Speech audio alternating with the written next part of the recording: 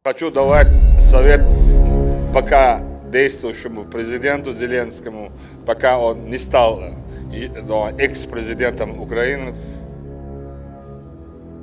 Di hari keempat penyerangan Rusia ke Ukraina ada banyak hal yang harus diatur ulang. Di atas kertas dalam 48 jam jalan lurus maka kendaraan bisa sampai Kiev, pusat pemerintahan Ukraina, dari berbagai penjuru kalau tentara Rusia dengan serangan kilat atau blitzkrieg ala Nazi dilakukan. Namun sampai saat ini sudah hampir 2 minggu Kiev belum juga jatuh, bahkan sulit bisa didekati oleh tentara Rusia. 60 km antrian panjang mesin perang artileri milik Rusia nyangkut, stuck, tidak bisa maju. Maka kembali ke hari keempat, ternyata banyak warga sipil yang terjebak di antara perang karena Ukraina menerapkan perang kota, salah satunya menggunakan sniper, main petak umpet.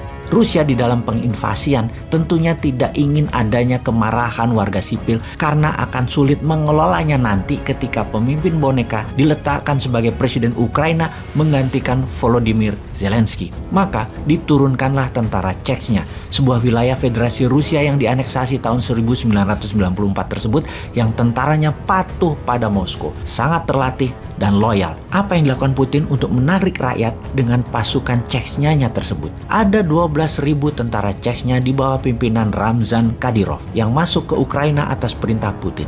Apa perintahnya? Melindungi warga sipil Ukraina yang terjepit di antara tembak-menembak tentara Ukraina dan tentara Rusia. Tentara Chechnya ini membantu pengungsi dan rakyat pindah ke tempat yang lebih aman. Dan benar, ketika evakuasi dilakukan, kedua belah pihak tidak menembaki tentara Chechnya karena melindungi rakyat Ukraina di pengungsian ke tempat yang aman. Sebuah strategi pintar dari Putin. Masuknya pasukan muslim Chechnya ini semacam peacekeeping-nya Rusia. Tentara ini elit, killing mesin dalam perang seperti tentara Gurkhanya Inggris asal Nepal. Kelebihan pasukan Chechnya, mereka bisa main dua kaki seperti seorang samurai. Seorang samurai bisa menyabet katananya dan membunuh lawannya tanpa belas kasih. Namun, seorang samurai ketika katananya berada di dalam sarung, samurai adalah orang yang santun, diam, penuh rasa seni, dengan ritual minum teh misalnya yang sangat penuh tata krama. Itu adalah perbedaannya antara seorang samurai yang pedangnya di dalam dan pedangnya dicabut. Pasukan Chechnya mirip. Ketika senjata tidak di genggaman mereka, hanya nyandar di pundak, maka sebagai pelayan rakyat mereka sangat santun, ramah, dan melayani. Selain melayani rakyat Ukraina, posisi mereka menjaga gedung-gedung amunisi Ukraina yang dikuasai Rusia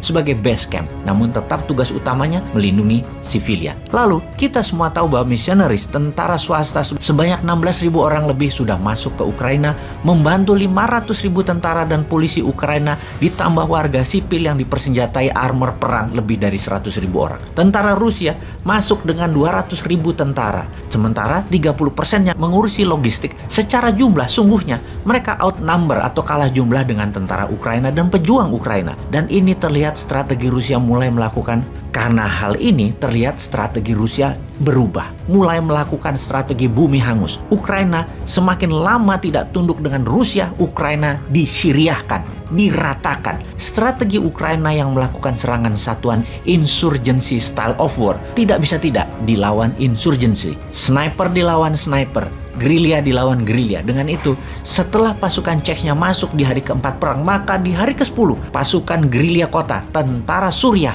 masuk. Tentara Suriah berhasil meredam tentara ISIS buatan Israel, Amerika, dan Inggris itu dengan strategi perang kota. Maka tentara Suriah tugas utamanya adalah melawan missionaries dan serangan insurgensi pejuang Ukraina tersebut. Menarik memang membahas perang Ukraina ini. Strategi Putin menggunakan pasukan Chechnya terbukti efektif mengambil hati masyarakat Ukraina. Dan strategi perang gerilya kota, sniper lawan sniper, disiapkan pasukan Suriah yang juga kategorinya adalah pasukan bayaran missionaries. Siapapun pemenangnya di perang Ukraina ini saat ini belum bisa terlihat. Yang pasti perang ini akan panjang. Yang pasti kalau panjang, sanksi ekonomi terhadap Rusia akan berdampak. Sebagaimana kita ketahui, dunia sudah kecanduan fosil oil atau minyak bumi. 3 besar produsen dan pemilik cadangan minyak bumi terbesar adalah Amerika, Rusia, dan Arab Saudi. 60% Eropa Barat bergantung pada Rusia. Dan ketika Rusia mengurangi produksi untuk menyuplai Eropa Barat, siap-siap chaos dunia Barat. Perang dunia ketiga kah akhirnya?